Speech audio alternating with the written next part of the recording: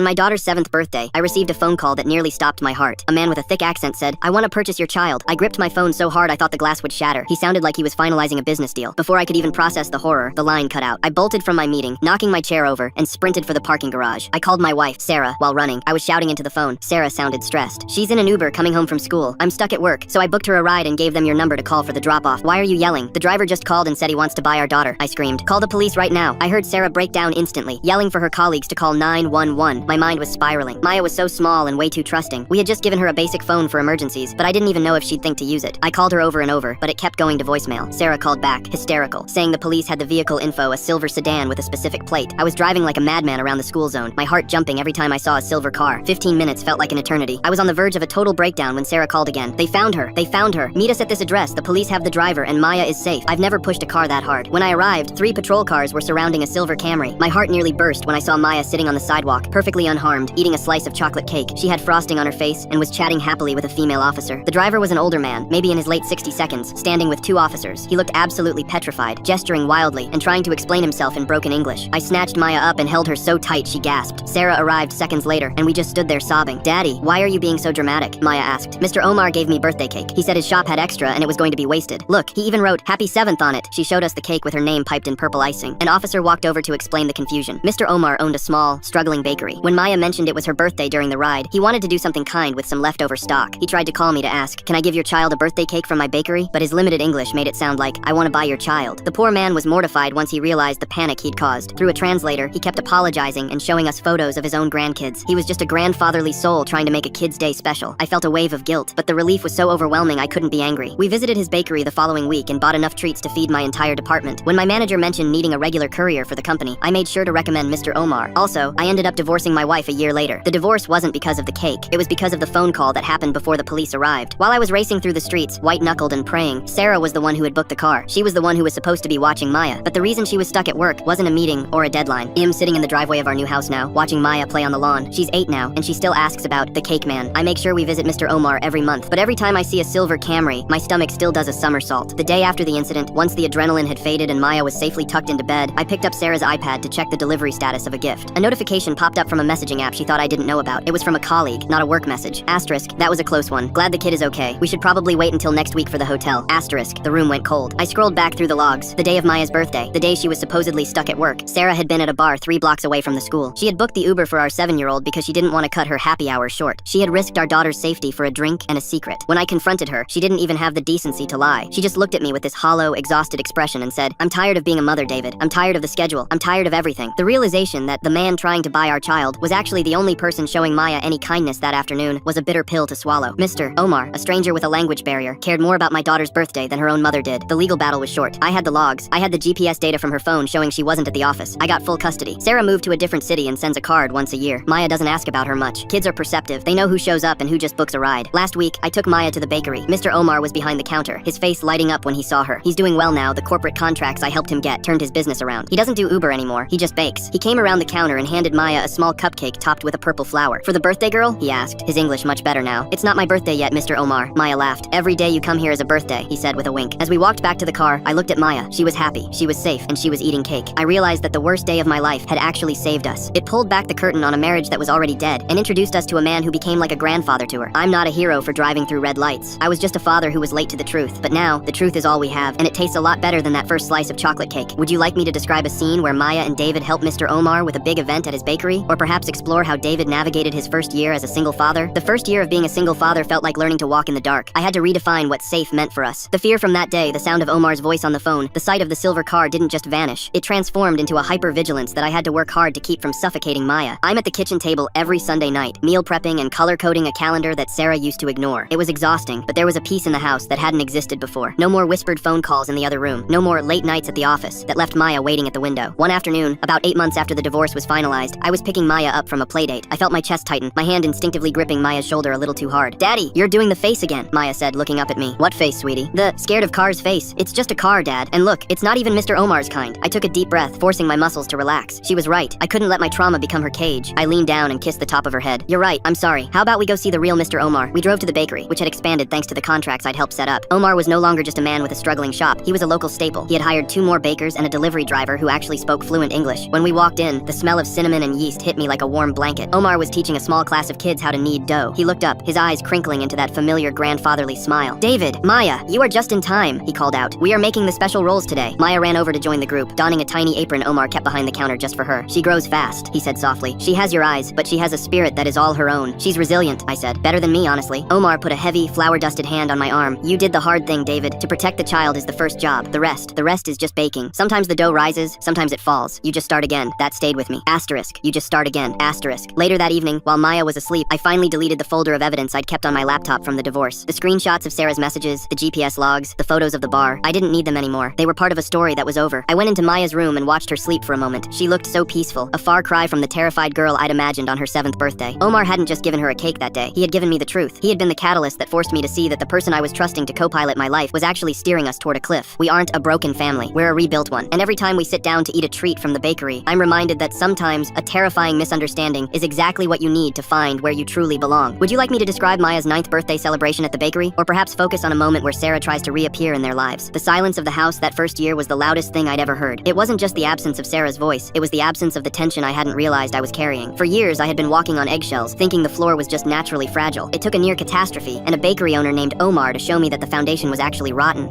Standing in the kitchen on a Tuesday night, exactly 14 months since the divorce papers were filed. Maya is at the table, tongue poked out in concentration as she colors a map for school. The cake incident is a distant memory to her, something she brings up with a giggle. But for me, it remains the moment my life split into before and after. The after is better, even if it's harder. A few weeks ago, I received an email from Sarah. It was the first time she'd reached out beyond a generic holiday card. She said she was finding herself in her new city and wanted to talk to Maya on FaceTime. I didn't delete it immediately. I sat with it for an hour, looking at my daughter. I thought about the silver Camry, the bar 3 blocks from the school, and the look on Mr. Omar's face when he realized he'd accidentally sparked a police manhunt. I realized then that Sarah didn't want to see Maya. She wanted to see if I'd softened, if the gatekeeper was tired enough to let her back in for a little ego boost. I didn't let her. I replied with a brief, professional note stating that Maya was doing well and that any communication should go through my lawyer, as per our custody agreement. I wasn't being cruel. I was being a father. I was finally the man I thought I was that day I blew through the red lights. One Saturday morning, Maya and I were at the bakery helping Mr. Omar prepare for a large charity gala. He had landed the contract for the local hospital's fundraiser, and the shop was a whirlwind of flour and sugar. "David, please, take these to the cooling rack," Omar barked with a grin, handing me a tray of hot lemon tarts. He looked at Maya, who was meticulously placing edible gold flakes on chocolate truffles. "And you, little boss, make sure the alignment is perfect. We are professionals today." Maya beamed. She loved being little boss. As the afternoon rush slowed down, Omar pulled 2 stools up to the back counter. He poured me a coffee and gave Maya a glass of milk. "You know, David," he said, leaning his elbows on the counter, "in my country we have a saying, the fire that burns the forest also clears the ground for the strongest trees." I looked at Maya, who was currently trying to explain to a delivery driver why his tie was crooked. She was strong. She was kind. She was exactly the person she was meant to be. "I think the ground is pretty clear now, Omar," I said. "It is," he nodded, "and the fruit is sweet." We sat there in the back of that warm, fragrant shop, a divorced father, a resilient daughter, and a baker who had once accidentally terrified them both. It wasn't the family I had planned for on Maya's 7th birthday, but it was the one we had built. I'm no longer the man who sprints out of meetings in a blind panic. I'm the man who knows exactly who is picking his daughter up, exactly where she is, and exactly how much she is loved. The silver sedan is just a car now. The phone calls are just conversations. And the cake? The cake is just a reminder that even when things sound terrifying, there might just be something sweet waiting on the other side. Would you like me to describe Maya's first day of middle school, or a moment where she finally confronts her mother's absence on her own terms?